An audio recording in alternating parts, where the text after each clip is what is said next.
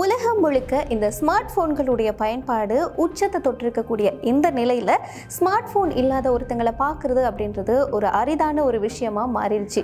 இந்த நிலையை மாற்றணும் அப்படின்றதுக்காக மெட்டா நிறுவனம் செயற்கை நுண்ணறிவு, அதாவது AI தொழில்நுட்பத்தோட கூடிய ஒரு கண்ணாடியை அறிமுகம் செய்திருக்கிறாங்க.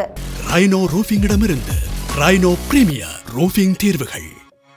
இதை பற்றி மெட்டா நிறுவனத்தினுடைய தலைவர் மார்க் ஜக்கர்பர்க் சொல்லும்போது என்ன சொல்லியிருக்கிறாரு அப்படின்னா, இந்த கண்டுபிடிப்பு அறிவியலில் ஒரு திருப்பு முனையாக இருக்கும் அப்படின்ற ஒரு விஷயத்தையும் சொல்லியிருக்கிறாரு. அது மட்டும் இல்லாமல் இந்த கண்ணாடியில் நிறைய அம்சங்கள் இருக்கும் அப்படின்னு சொல்லப்படுது.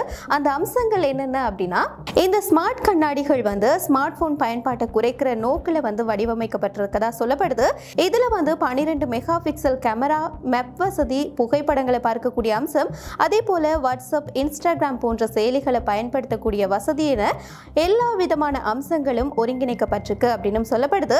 இதன் மூலமா பயனர்கள் தங்களுடைய கைகளில் இந்த ஸ்மார்ட் போன் வைத்திருக்க வேண்டிய அவசியம் குறைஞ்சிரும் அப்படின்னு சொல்லப்படுது. இந்த AI கண்ணாடியினுடைய இந்திய மதிப்பு ரூபாய் 70,300 அப்படின்னு சொல்லப்படுது.